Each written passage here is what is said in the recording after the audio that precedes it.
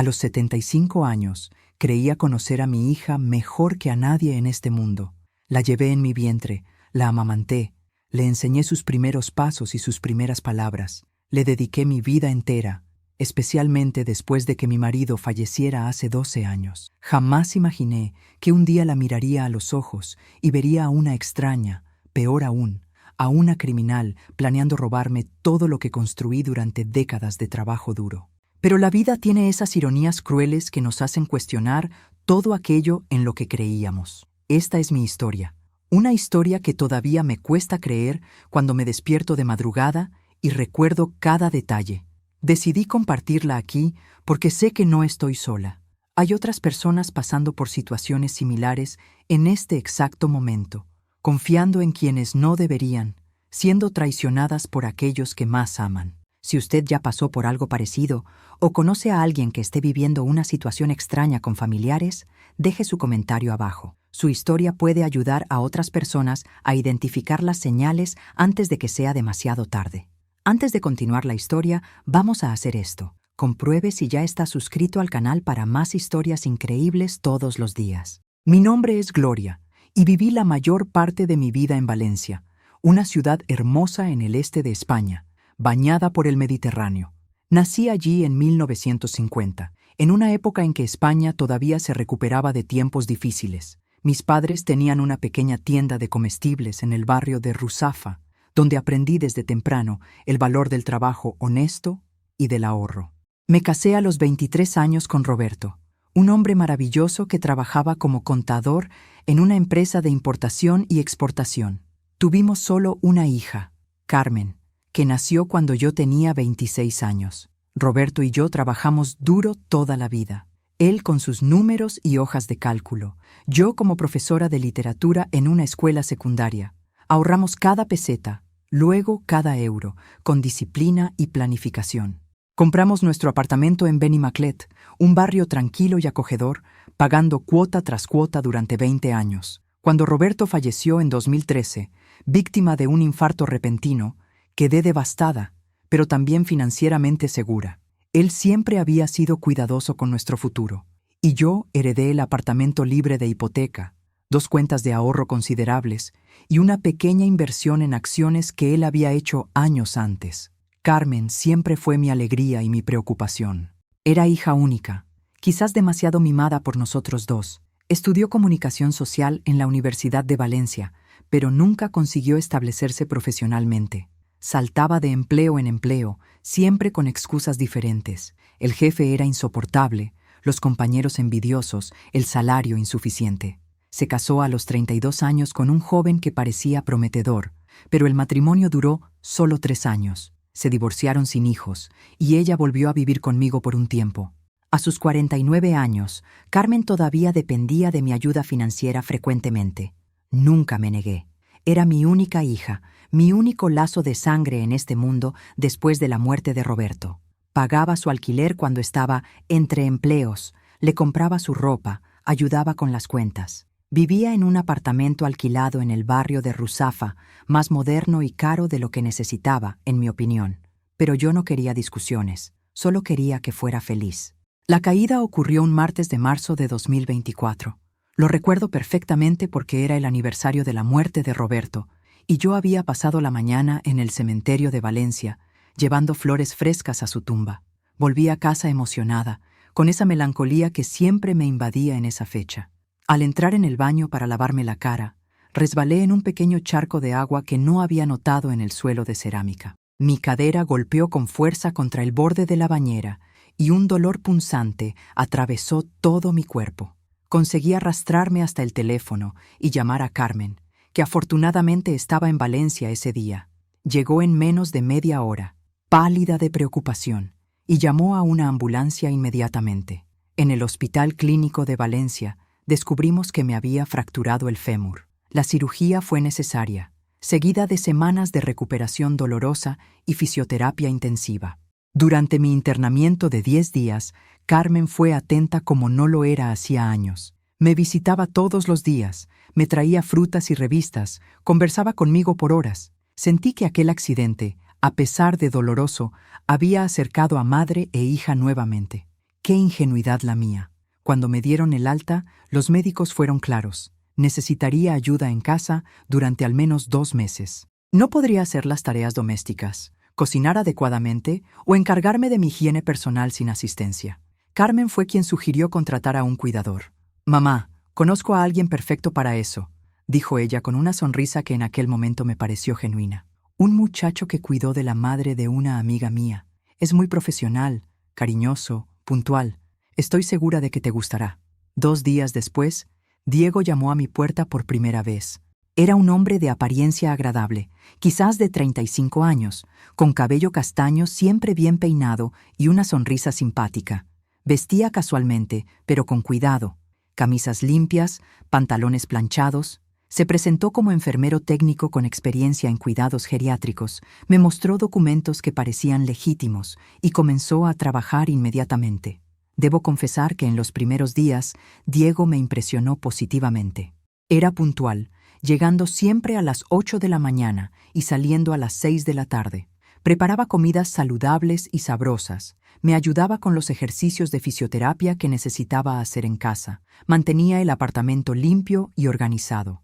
Conversaba conmigo sobre diversos asuntos, literatura, historia, actualidad, demostrando ser más culto de lo que yo esperaba. «La señora tiene una biblioteca impresionante», comentó él en su segunda semana, observando los estantes que ocupaban toda una pared del salón. «Veo que aprecia los clásicos españoles. Fui profesora de literatura durante 40 años», expliqué con orgullo. «Esos libros son mis compañeros más antiguos». Diego sonrió. «Mi madre también era profesora. Falleció hace 5 años. La señora me recuerda mucho a ella». Esas pequeñas confidencias crearon entre nosotros una falsa sensación de intimidad. Yo, que había pasado los últimos 12 años esencialmente sola, apreciaba tener a alguien con quien conversar diariamente.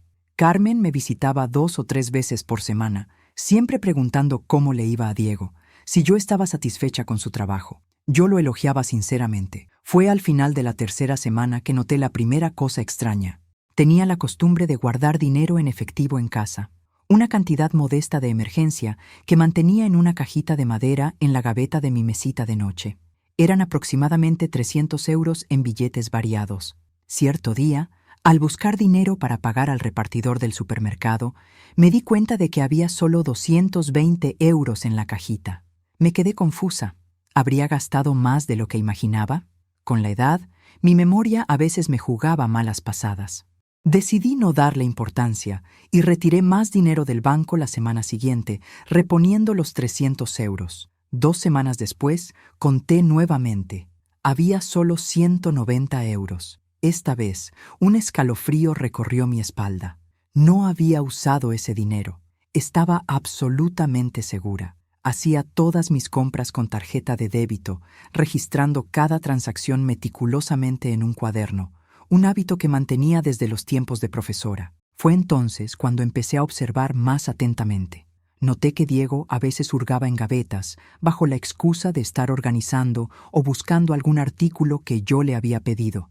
Pasé a prestar atención a mis pertenencias, especialmente a las joyas que Roberto me había regalado a lo largo de los años. Yo no era vanidosa ni usaba joyas con frecuencia, pero guardaba cada pieza con inmenso cariño. Estaba el collar de perlas que Roberto me dio en nuestro 10º aniversario de bodas, los pendientes de diamante de nuestro 25º aniversario, una pulsera de oro que había pertenecido a su abuela.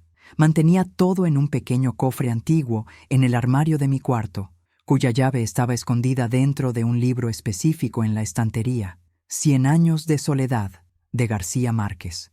Una tarde de mayo, aproximadamente 6 semanas después de la contratación de Diego, decidí verificar mis joyas. Mi corazón casi se detuvo cuando abrí el cofre. Los pendientes de diamante habían desaparecido. Busqué en cada rincón del cofre, revolví las cajitas de terciopelo, pero los pendientes simplemente no estaban allí.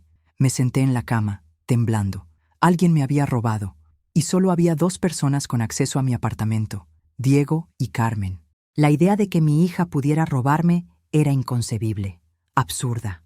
Tenía que ser Diego. Pero ¿cómo había descubierto dónde guardaba la llave del cofre? ¿Me habría observado sin que yo me diera cuenta? Esperé a que Carmen llegara para su visita semanal y le conté sobre los pendientes desaparecidos y el dinero que se desvanecía. Esperaba que ella compartiera mi indignación, que me ayudara a confrontar a Diego o incluso a despedirlo. Pero su reacción me dejó perpleja. «Mamá, ¿estás segura de que los pendientes estaban allí?», preguntó ella con una expresión que no conseguí descifrar. «¿Cuándo fue la última vez que realmente los viste?». «Carmen, sé que estaban allí. Verifico mis joyas regularmente. Y el dinero también está desapareciendo». Ella suspiró largamente. Intercambió una mirada extraña con Diego, que estaba en la cocina preparando té, y me tomó la mano. «Mamá, pasaste por un trauma con la caída y la cirugía. Los medicamentos para el dolor pueden afectar la memoria. Tal vez moviste las cosas y lo olvidaste. Sucede, especialmente a nuestra edad». «¿Nuestra edad? Carmen, tengo 75 años. No soy senil». «No dije que seas senil, mamá, pero tienes que admitir que tu memoria ya no es como antes. ¿Recuerdas cuando olvidaste el gas encendido el mes pasado?». Diego se dio cuenta y lo apagó. Ese incidente había sucedido. Era verdad. Puse agua a hervir para un té y me distraje con una llamada telefónica, olvidando la tetera en el fuego. Diego notó el olor y apagó el gas. En su momento le agradecí profundamente, avergonzada por mi descuido. Pero ahora, recordando aquel día, empecé a cuestionar. ¿Realmente olvidé el gas o había algo más sucediendo? «Carmen, mi memoria está perfectamente bien. Alguien robó mis pendientes y mi dinero». «Mamá, vamos a hacer lo siguiente», dijo ella con una paciencia exagerada, como si hablara con una niña terca. «Voy a buscar los pendientes por toda la casa. Estoy segura de que los encontraremos. En cuanto al dinero, sugiero que dejes de guardar dinero en casa. Es peligroso, y podrías estar confundiéndote con los gastos». Buscamos por horas, pero los pendientes no aparecieron.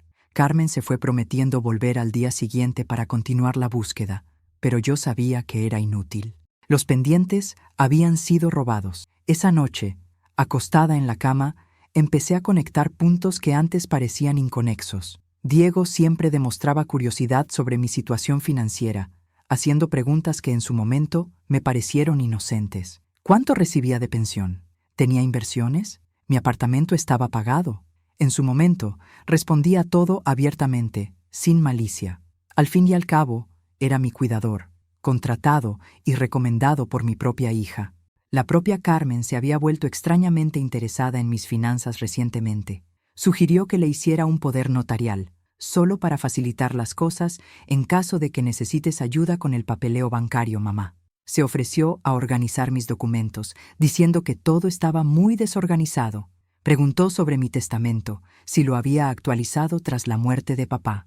Y había algo más que no quise admitir ni para mí misma. Varias veces, al despertarme de madrugada para ir al baño, oí voces bajas en el salón. Pensé que era Diego hablando por teléfono, aunque me parecía extraño que estuviera en mi casa tan tarde. Una vez, oí claramente una voz femenina riendo bajito. Cuando mencioné esto a Carmen, ella dijo que debía haber soñado. A la mañana siguiente, decidí actuar. Tan pronto como llegó Diego, observé cada movimiento suyo con renovada atención. Noté que parecía nervioso, evitando mi mirada directa. Cuando salió a comprar pan en la panadería de la esquina, hice algo que nunca imaginé hacer. Hurgué en su mochila, que él dejaba siempre en el pequeño armario del pasillo. Dentro, encontré un cuadernito con anotaciones. Mi sangre se heló al leer. Cuenta principal Banco Sabadell, aproximadamente 45.000 euros. Ahorros Caixa, 32.000 euros. Inversiones. Verificar. Apartamento, 280.000 euros valor estimado. Joyas, cofre en el armario cuarto, llave en el libro García Márquez. Mis manos temblaban tanto que casi dejo caer el cuaderno. Ahí estaba la prueba de que Diego no era solo un cuidador. Estaba catalogando sistemáticamente todos mis bienes. ¿Pero cómo sabía todo eso? Yo nunca había mencionado valores específicos o dónde guardaba la llave del cofre. Fotografié las páginas con mi móvil. Afortunadamente, Carmen me había enseñado a usar la cámara del teléfono años antes, y volví a colocar todo exactamente como estaba. Cuando Diego regresó, actué normalmente, pero mi mente hervía con planes. Esa tarde, tan pronto como se fue, llamé a mi banco y pedí extractos detallados de todas mis cuentas de los últimos 3 meses. Solicité que fueran enviados por correo a la dirección de mi amiga Rosa, que vivía en el barrio de Algirós. No quería que esos documentos llegaran a mi apartamento donde Diego podría interceptarlos. Rosa era mi amiga desde los tiempos de escuela, una mujer lúcida y confiable que había sido profesora de matemáticas. Cuando le conté mi sospecha, se horrorizó. Gloria, tienes que llamar a la policía inmediatamente. Ese hombre te está robando. Lo sé, Rosa, pero necesito más pruebas. Y hay algo más, algo que involucra a Carmen. Lo presiento. ¿Carmen? ¿Tu hija? Gloria, ¿estás sugiriendo que...? No sé lo que estoy sugiriendo. Solo sé que algo está muy mal, y necesito descubrir qué es antes de tomar cualquier actitud. Los extractos bancarios llegaron 3 días después. Sentada en el salón de Rosa, con una taza de café temblando en mis manos, analizamos cada línea, cada transacción, y entonces encontramos. En los últimos 2 meses, hubo 5 transferencias que yo no había hecho, todas a una cuenta que no reconocí, totalizando 8.000 euros. Pequeñas cantidades, 1.500 aquí, 2.000 allí, que pasarían desapercibidas en un análisis superficial, especialmente para alguien de mi edad que podría ser acusado de tener memoria débil. ¿Cómo hicieron eso?, pregunté, aturdida. Yo no hice esas transferencias, estoy absolutamente segura. Rosa, con su mente matemática, analizó las fechas. Mira, Gloria, todas fueron hechas en días que Carmen te visitó. Y mira los horarios, siempre en el periodo de la tarde, cuando ella estaba allí. La verdad comenzó a formarse en mi mente como una imagen saliendo de la niebla, horrible y cristalina. Carmen tenía acceso a mi ordenador. Yo había anotado mis contraseñas bancarias en un cuaderno, un hábito imprudente, lo sabía, pero tenía miedo de olvidarlas. Ese cuaderno estaba en la gaveta de mi escritorio, donde guardaba cuentas y correspondencia. Rosa, necesito tu ayuda. Necesito instalar una cámara oculta en mi apartamento. Mi amiga abrió los ojos de par en par. ¿Una cámara? Gloria, esto es serio. ¿De verdad crees que...? Necesito saber la verdad. Necesito pruebas concretas antes de hacer cualquier acusación. Por favor, Rosa, ¿conoces a tu nieto que trabaja con tecnología? ¿Podría ayudarme? Fue así como, una semana después, instalamos 3 pequeñas cámaras de seguridad discretas en mi apartamento. Una en el salón, disfrazada en un portarretratos decorativo en la estantería. Otra en el pasillo, escondida en un reloj de pared. Y la tercera en mi cuarto, dentro de una caja de pañuelos de papel en la cómoda, con un pequeño orificio casi invisible. Mateo, el nieto de Rosa, un muchacho de 25 años que trabajaba en una empresa de seguridad electrónica en Barcelona, pero estaba visitando a la familia en Valencia, instaló todo en una tarde mientras Diego estaba de franco.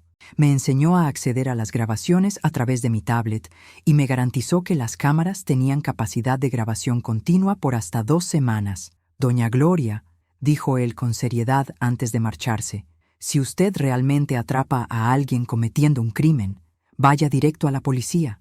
No intente confrontar a esas personas sola. Puede ser peligroso. Le agradecí profusamente, y entonces comenzó mi vigilancia. Todas las noches, después de que Diego se iba, revisaba las grabaciones del día. Los primeros días no revelaron nada extraordinario. Diego hacía su trabajo, yo descansaba y hacía mis ejercicios de fisioterapia. Todo parecía normal. Hasta que, en la 5ª noche, presencié algo que me heló hasta los huesos. Era una grabación de la cámara del salón, de las 11:30 de la noche. Yo estaba durmiendo, o pensaba estar durmiendo, cuando la puerta de mi apartamento se abrió silenciosamente. Diego entró, pero no estaba solo. Carmen estaba con él. Observé, horrorizada, mientras los dos caminaban silenciosamente hasta el salón, conversando en susurros. Diego señaló el ordenador en el escritorio, y Carmen asintió. Ella se sentó, encendió el ordenador, conocía mi contraseña, obviamente, y comenzó a navegar. No conseguí ver exactamente lo que estaba haciendo, pero vi cuando abrió la gaveta, tomó mi cuaderno de contraseñas y comenzó a teclear números. Diego se quedó a su lado, una mano en su hombro, luego bajando por su espalda de forma claramente íntima. En determinado momento, él le besó el cuello y ella rió bajito, empujándolo en broma. Después, la oí susurrar. Primero terminamos esto. Mi estómago se revolvió. Mi hija y mi cuidador eran amantes, y estaban en mi casa, en medio de la noche, accediendo a mis cuentas bancarias mientras yo dormía. La traición era tan profunda, tan completa, que por un momento no conseguí procesarlo. Continué mirando, Después de aproximadamente 15 minutos en el ordenador, Carmen se levantó y fue hasta mi estantería. Cogió exactamente el libro 100 años de soledad. Como lo sabía, Diego debió haberle contado, y retiró la llave de la caja fuerte. Los dos fueron a mi cuarto. La cámara del cuarto lo capturó todo. Abrieron la caja fuerte y Carmen comenzó a separar las joyas, examinando cada pieza con atención. Diego fotografiaba cada artículo con su móvil. «Esto de aquí vale al menos 1.500», dijo Carmen, sosteniendo mi collar de perlas. «Y estas piezas de oro podemos vender sin llamar la atención». «No podemos llevarlo todo de una vez», respondió Diego. «Se dará cuenta. Ya nos llevamos los pendientes de diamante. Tenemos que ir despacio». «No tenemos que ir despacio por mucho más tiempo», dijo Carmen con una frialdad que me hizo estremecer. «En 2 semanas firmo el poder notarial completo. Después de eso, podemos internarla y tener control total. ¿Estás segura de que el médico firmará el informe? El doctor Bermúdez es amigo de colegio de Javier. Hará lo que sea necesario. Un diagnóstico de Alzheimer en etapa avanzada. Recomendación de internamiento inmediato para su propia seguridad. Es simple. Ya tiene 75 años. Nadie cuestionará». Pausé la grabación. Mis manos temblaban tanto que casi dejo caer la tablet. Planeaban diagnosticarme falsamente con Alzheimer para internarme a la fuerza y tomar control completo de mis bienes. La monstruosidad del plan era difícil de comprender. Respiré hondo y continué mirando. Vi a Diego abrazar a Carmen por detrás, besando su cuello mientras ella colocaba las joyas de vuelta en la caja fuerte. «Paciente, amor», dijo ella, girándose para besarlo. «Pronto lo tendremos todo. Casi 300.000 del apartamento, más los ahorros, las inversiones. Es más de $500.000 de euros. Vale la pena esperar algunas semanas más. ¿Y si sospecha? Ya mencionó el dinero que desapareció. Por eso estamos preparando el terreno», respondió Carmen con una calma aterradora. Los pequeños lapsos de memoria, el incidente del gas, las confusiones con las joyas. Estamos construyendo un historial de declive cognitivo. Cuando presentemos el caso al doctor Bermúdez, ya habrá un patrón documentado. Se quedaron algunos minutos más en mi cuarto, Diego sugiriendo que leyeran algunos de mis documentos financieros que estaban en el escritorio. Luego, finalmente salieron del apartamento, no sin antes Diego verificar que yo aún dormía profundamente. Solo entonces me di cuenta. Me estaban drogando. Diego preparaba mi té nocturno todas las noches, un gesto que yo había considerado atento. Debía estar añadiendo algún sedante fuerte para garantizar que durmiera profundamente y no los oyera. Me senté en la oscuridad de mi cuarto, la tablet todavía en mis manos, las grabaciones pausadas en la pantalla. La extensión de la traición era devastadora. Mi propia hija, la niña que yo había llevado en mi vientre, amamantado, criado con todo el amor del mundo, estaba planeando robarme y encerrarme en un asilo bajo un diagnóstico falso. Lloré por primera vez en años, no solo lágrimas silenciosas, sino sollozos profundos que sacudían todo mi cuerpo. Por la traición, por la pérdida de la hija que pensaba conocer, por la inocencia que nunca recuperaría. Pero en algún momento entre las lágrimas y el amanecer, algo dentro de mí se endureció. No sería una víctima. No permitiría que me robaran o me encerraran como a una loca. Había pasado 75 años en este mundo. Sobreviví a la dictadura, a la viudez, a décadas de trabajo duro. No sería derrotada por una hija traidora y su amante criminal. A la mañana siguiente, cuando Diego llegó con su sonrisa falsa y su «Buenos días, doña Gloria», actué normalmente. Tomé el café que preparó, hice mis ejercicios, conversé trivialidades, pero por la noche, cuando me trajo el té, lo acepté con una sonrisa, y tan pronto como se dio la vuelta, tiré el contenido en la planta cercana a mi cama. Fingí beberlo, y 20 minutos después, fingí estar durmiendo profundamente. Por 3 noches consecutivas, repetí la performance. Y por 3 noches, observé en las cámaras mientras Carmen y Diego invadían mi casa, hurgaban en mis pertenencias, transferían dinero de mis cuentas, planeaban mi futuro como si yo fuera un objeto a ser desechado. En la 4ª noche, oí algo que me hizo actuar inmediatamente. Diego estaba preocupado. «Está preguntando por consultas médicas», dijo él. «Quiere pedir cita con un neurólogo que ella misma escoja. Eso puede arruinarlo todo». «No te preocupes», respondió Carmen. «La convenceré de ir al doctor Bermúdez. Le diré que es el mejor de la ciudad, que atiende a la madre de mi amiga Laura. Ella confía en mí. ¿Y si ya no confía?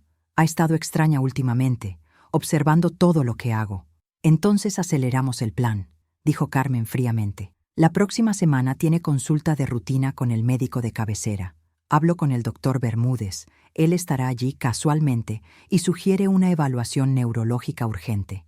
Con su historial reciente de confusiones, será fácil recomendar el internamiento temporal para observación. Una vez allí dentro, el resto es simple. Era hora de actuar. A la mañana siguiente, cuando Diego salió a comprar víveres para el almuerzo, me vestí rápidamente, tomé mi tablet con todas las grabaciones guardadas, los extractos bancarios y el cuaderno de Diego que había fotografiado y llamé a un taxi. Le dije al conductor que me llevara a la Comisaría de Policía Nacional en Ruzafa. La comisaría era un edificio austero e intimidante, pero entré con renovada determinación. En la recepción, una joven agente me atendió con educación. ¿En qué puedo ayudarla, señora? Necesito denunciar un robo y una conspiración para fraude y secuestro, dije con voz firme. Y una de las criminales es mi hija. Esto llamó su atención. Fui llevada a una sala de entrevistas donde un detective de mediana edad, el inspector Vargas, escuchó mi historia por más de 2 horas. Le mostré las grabaciones, los extractos bancarios, las fotografías del cuaderno de Diego. Con cada nueva prueba, su rostro se ponía más serio. «Doña Gloria», dijo finalmente, «la señora tiene un caso muy sólido aquí. Tenemos evidencias de allanamiento de morada, robo, fraude bancario y conspiración para cometer fraude médico, lo que es especialmente grave. Voy a iniciar una investigación inmediata. Hay más», añadí. «Planean actuar la próxima semana. Hay un médico corrupto involucrado, el doctor Bermúdez. Va a firmar un diagnóstico falso de Alzheimer». El inspector Vargas tomó notas detalladas. «Vamos a necesitar su cooperación total, doña Gloria. Me gustaría usar su casa para una operación de flagrante. Instalaremos equipo de audio y vídeo policial, y cuando intenten ejecutar el próximo paso del plan, estaremos allí para arrestarlos». Acepté inmediatamente. 2 días después, durante una mañana en que Diego estaba de franco, un equipo de técnicos policiales instaló equipo de vigilancia profesional en mi apartamento. También me equiparon con un pequeño micrófono que usaría durante el día. Lo más importante, me instruyó el inspector Vargas, es que la señora continúe actuando normalmente. No demuestre sospecha. Queremos cogerlos en flagrante, con evidencias irrefutables. En los días siguientes, viví una pesadilla despierta. Sonreía a Diego mientras me servía comida que temía estuviera envenenada. Abrazaba a Carmen cuando me visitaba, fingiendo creer en sus preocupaciones falsas sobre mi salud, mientras cada célula de mi cuerpo quería gritar la verdad. «Mamá, te pedí cita con el doctor Bermúdez el próximo jueves», dijo Carmen en una de sus visitas, exactamente como Diego había predicho en las grabaciones. «Es el mejor neurólogo de Valencia. Atiende a la madre de Laura. Creo que es importante que te hagas un chequeo completo después del trauma de la caída». «No creo que sea necesario, querida», respondí, siguiendo el guión que había preparado con la policía. «Me estoy sintiendo muy bien». «Mamá, por favor, no cuesta nada hacer un examen preventivo. No quieres preocuparme, ¿verdad?». Su tono era de preocupación filial perfecta, pero yo conocía ahora la serpiente que se escondía bajo aquella máscara. «Está bien, Carmen. Si crees que es importante, iré». Ella sonrió y besó mi frente, un gesto que antes me calentaba el corazón y ahora me hacía sentir náuseas. «Gracias, mamá. Es por tu propio bien, ya verás». El inspector Vargas me informó que ya estaban investigando al doctor Bermúdez. Descubrieron que había firmado informes cuestionables antes, siempre involucrando a pacientes ancianos cuyas familias milagrosamente ganaban control sobre sus finanzas justo después de diagnósticos de demencia. Había un patrón, y finalmente alguien estaba prestando atención. El jueves llegó.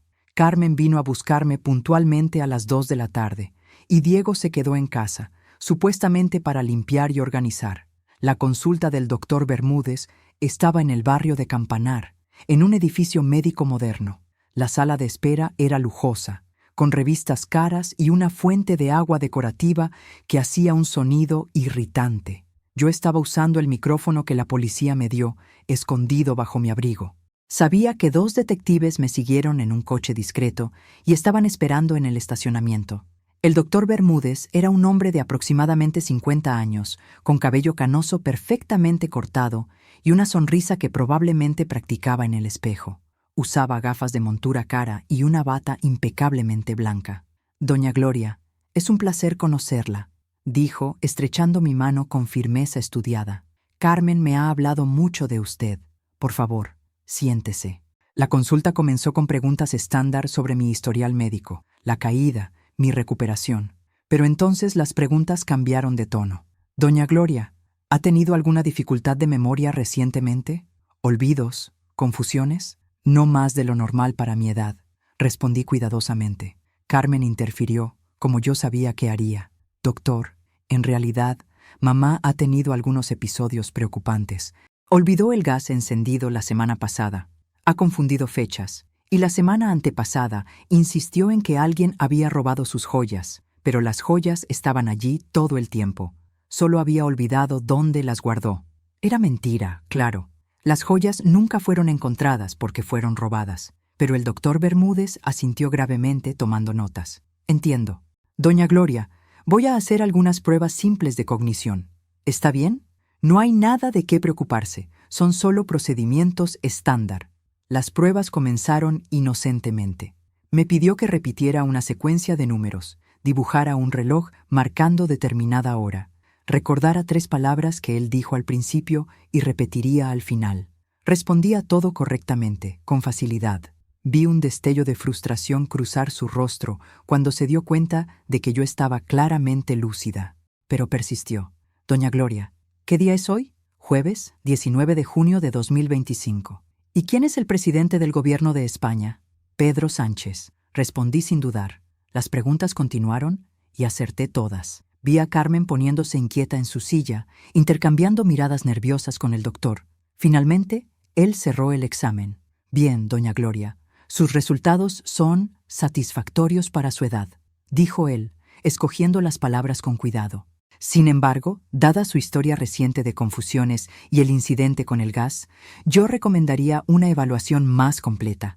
Tenemos una clínica especializada en geriatría aquí en Valencia, muy tranquila y confortable, donde usted podría quedarse en observación por algunos días mientras hacemos exámenes más detallados. Ahí estaba, la trampa preparada, presentada con lenguaje médico y preocupación falsa.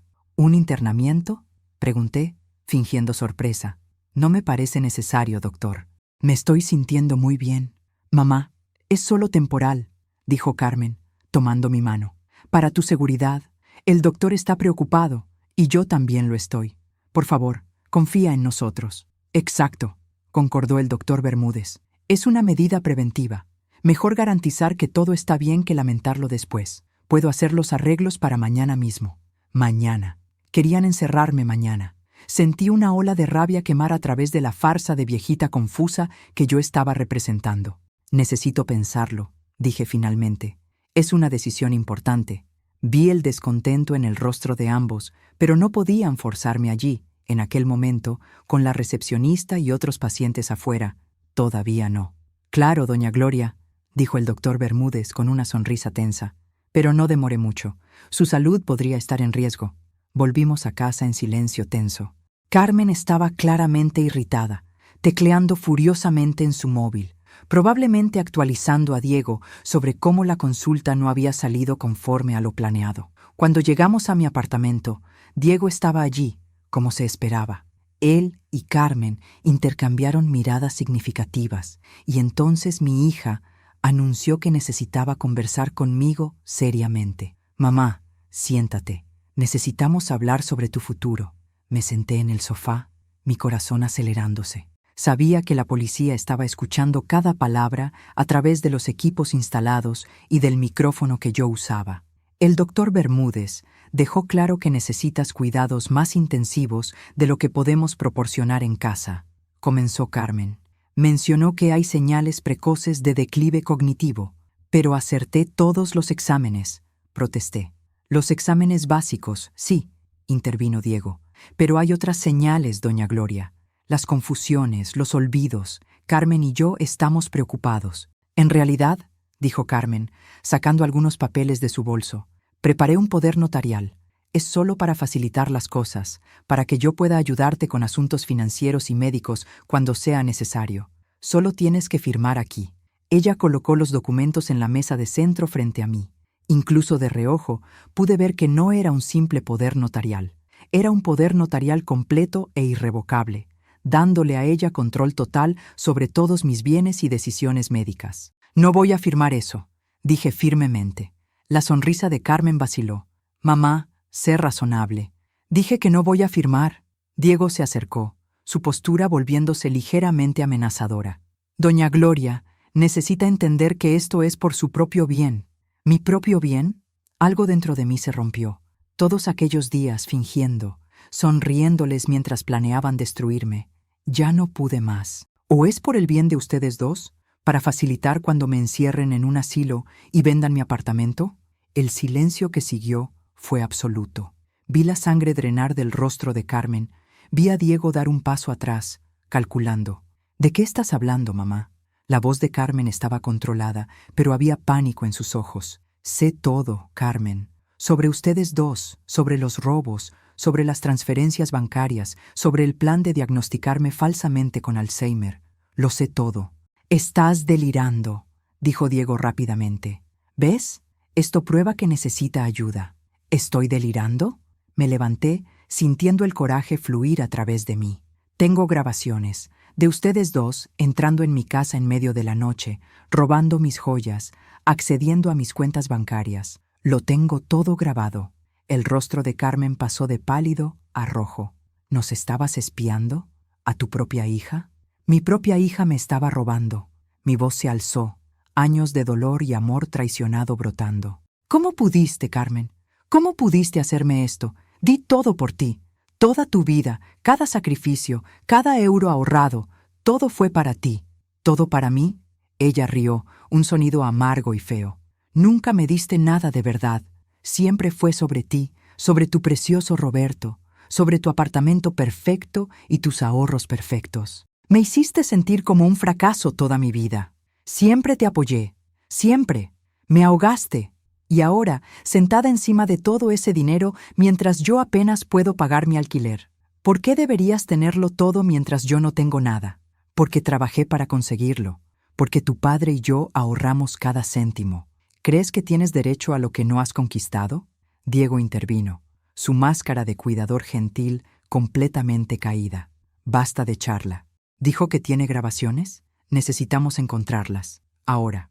Avanzó en mi dirección, pero antes de que pudiera alcanzarme, la puerta del apartamento explotó abierta. El inspector Vargas entró con 4 policías uniformados, armas desenfundadas. ¡Policía! ¡Que nadie se mueva! La escena que siguió fue caótica. Diego intentó correr hacia el pasillo, pero fue rápidamente detenido por 2 oficiales. Carmen se quedó congelada, el rostro alternando entre rojo de rabia y blanco de terror. Carmen Herrera y Diego Ruiz Santos, declaró el inspector Vargas, quedan arrestados bajo sospecha de robo, fraude bancario, allanamiento de morada y conspiración para cometer fraude médico y secuestro. Tienen derecho a permanecer en silencio. Mientras él leía sus derechos, Carmen finalmente me miró. Y en esa mirada, por un breve momento, vi a mi hija nuevamente, la niña asustada que solía arrastrarse a mi cama durante las tormentas, la adolescente que lloró en mis brazos después de su primer desamor. Pero entonces, el momento pasó, y la mujer extraña y cruel estaba de vuelta. «Te vas a arrepentir de esto», siseó mientras era esposada. «Soy tu única familia. Vas a morir sola». «Prefiero morir sola que vivir siendo tu víctima», respondí, y las palabras salieron más fáciles de lo que imaginé. Fueron llevados. Un policía permaneció en el apartamento para ayudar a recoger pruebas adicionales. Me senté en el sofá, de repente exhausta, todas las semanas de tensión y fingimiento colapsando sobre mí. El inspector Vargas se sentó a mi lado. «La señora fue muy valiente, doña Gloria. Sé que no fue fácil. Es mi hija», dije, con las lágrimas cayendo finalmente. «¿Cómo pude criar a alguien capaz de esto?» «No fue culpa suya», dijo él amablemente. «Las personas toman sus propias decisiones. La señora hizo lo que era correcto». En los días que siguieron, la historia completa emergió a través de la investigación policial. Diego ni siquiera era enfermero. Sus documentos eran falsificados. Era un estafador profesional con un historial de engañar a ancianos y ya había sido arrestado 3 veces en otras ciudades por crímenes similares. Carmen lo había conocido en un bar en Alboraya 6 meses antes, y los dos habían iniciado tanto una relación romántica como una sociedad criminal. Juntos me habían identificado como el objetivo ideal. Una viuda anciana con bienes considerables y una hija con problemas financieros que podría ser manipulada o, en el caso de Carmen, que podría volverse cómplice activa. La caída que sufrí fue genuinamente accidental, pero ellos vieron en ella una oportunidad perfecta para ejecutar su plan. Durante las semanas en que Diego trabajó como mi cuidador, no solo robó dinero y joyas, sino que también hizo copias de todos mis documentos importantes, mapeó mis activos y estableció la base para el plan de internamiento forzoso. Las confusiones que yo supuestamente estaba teniendo eran cuidadosamente escenificadas. El incidente del gas, por ejemplo, había sido provocado por Diego a propósito. El doctor Bermúdez fue arrestado 3 días después. En su consulta, la policía encontró archivos de al menos 8 otros pacientes ancianos que habían sido diagnosticados con demencia bajo circunstancias cuestionables, todos ahora bajo tutela de familiares que habían pagado generosamente por los informes falsos. El juicio ocurrió 8 meses después, en febrero de 2025. Yo testifiqué, sentada en aquella fría sala del tribunal en Valencia, contando mi historia al juez y al jurado. Carmen no me miró ni una sola vez durante todo el proceso. Diego intentó negociar, culpándolo todo a Carmen y alegando que ella había sido la ideóloga, pero las grabaciones contaban una historia diferente. Ambos eran igualmente culpables. El doctor Bermúdez intentó alegar que había sido engañado, que había creído genuinamente que yo tenía demencia basándose en la información proporcionada por Carmen. Pero los 8 otros casos de diagnósticos sospechosos destruyeron su defensa. La sentencia llegó en una mañana fría de marzo. Diego recibió 6 años de prisión por robo, fraude y falsificación de documentos. El doctor Bermúdez recibió 5 años y su licencia médica fue revocada permanentemente. Y Carmen, mi hija, mi única hija, recibió 7 años por fraude, robo cualificado con agravante de abuso de confianza familiar y conspiración. Cuando la sentencia fue leída, finalmente me miró. Había lágrimas en sus ojos, pero no sé si eran de remordimiento o solo de autocompasión. No sentí satisfacción, no sentí victoria. Solo un vacío inmenso donde antes había amor.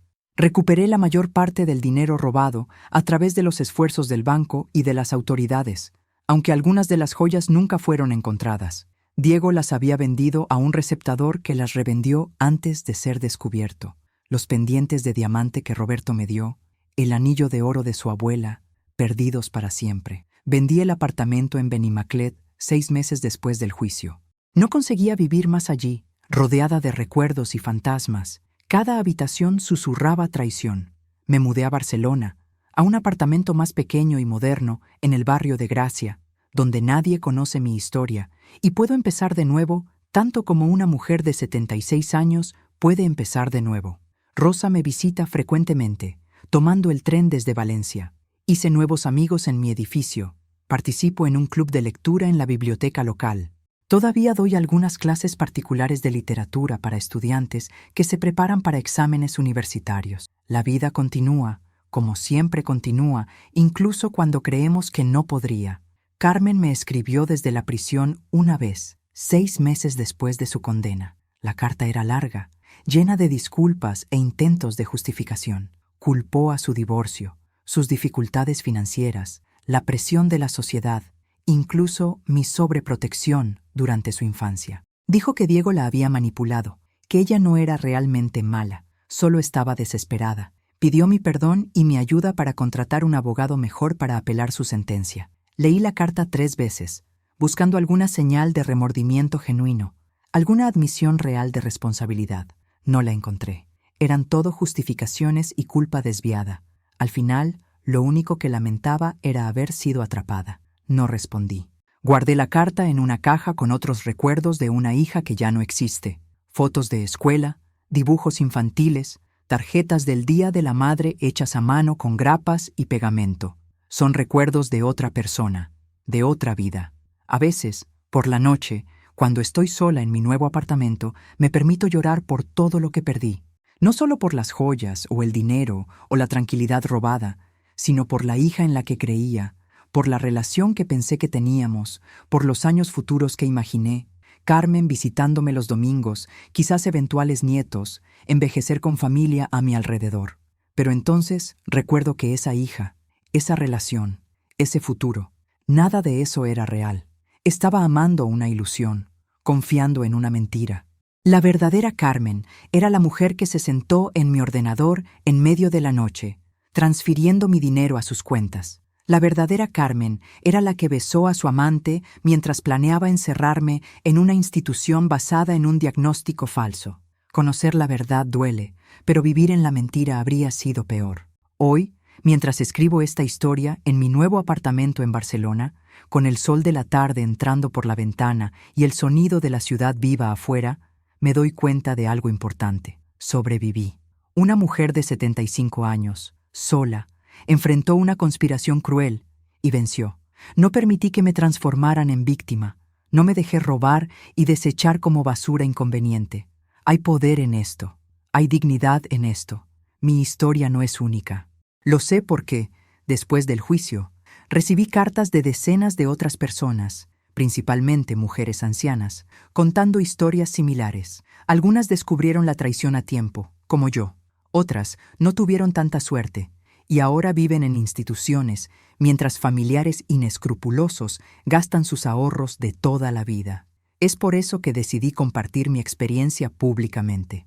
No por venganza o autocompasión, sino como advertencia. Si es usted anciano, preste atención a las señales. Si dinero está desapareciendo, si familiares de repente están excesivamente interesados en sus finanzas, si alguien insiste en que usted está confundido cuando usted sabe que no lo está, confíe en sus instintos. Documente todo. Busque ayuda independiente. Y si usted conoce a alguien anciano, verifíquelo regularmente.